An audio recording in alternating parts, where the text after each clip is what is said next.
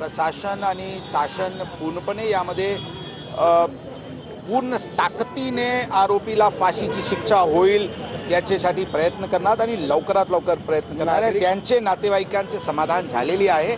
नातेवाईकांचे एकच म्हणणं होता की काही त्यांचे मनात विषय झाली तर उद्या ते मला निरोप देणार आहे। आम्ही त्यांचे घरी जाऊन त्यांना भेटून परत काही असतील विषय तर त्याचे नागरिक संतप्त होते। जर तुम्ही धरपकड पोलिसांकडून त्यांना काही जणांना बाहेर काढलं किंवा तिथून काही जणांना लाठीचार्ज केला, पोलिसांनी इमोशनल ब्लॅकमेल केले नाही। पोलिसांनी जे मुद्दा होता त्या मुद्द्यावर त्यांना समजावून सांगण्यात आला होता आणि शेवटी काही लोक जे त्यांचे आई वडिलांना पण बाहेर पडू देत नव्हते अशा लोकांना बाहेर काढून ते आई वडिलांना गाडीमध्ये बसून ते स्वखुशीने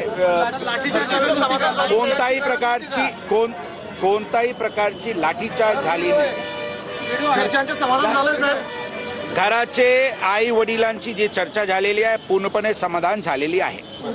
पब्लिक प्रॉसिक्युटरची मागणी केली होती। पब्लिक प्रॉसिक्युटरची मागणी स्पेशल काउन्सिल नेमण्यात येईल याचे बद्दल ऑलरेडी त्यांना आश्वासन देण्यात आलेली आहे। ते कोणता ॲडव्होकेट त्यांना प्रत्यक्ष पाहिजे त्यांना एकदा परत उद्या चर्चा करू। त्यांचे ज्याच्यावर काही त्यांचे सजेशन असतील तर करू, अन्यथा आम्ही बेस्ट पॉसिबल आहे ते देऊ। सॉरी, लाठीचार्जची गरज होती का ह्या आंदोलनामध्ये? 4-4.5 तासापासून रस्ता रोको सुरू होता। हजारो गाड्या दोन्ही बाजूने थांबलेले होते। आम्ही शेवटची क्षणीपर्यंत हात जोडून त्यांच्याशी क्राऊडशी चर्चा करत होते। आई वडिलांची चर्चा आमची झाली।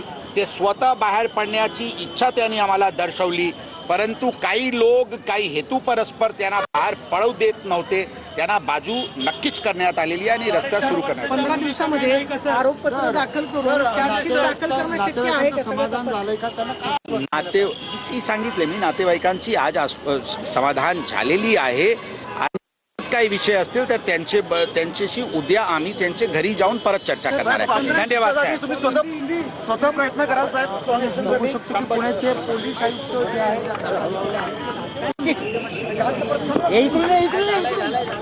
तर आपण पाहतोय कुठेही लाठीचार्ज झाला नाही असं अमितेश कुमार यावेळी म्हणालेले आहेत। या ठिकाणी बऱ्याच वेळापासून आंदोलक थांबलेले होते।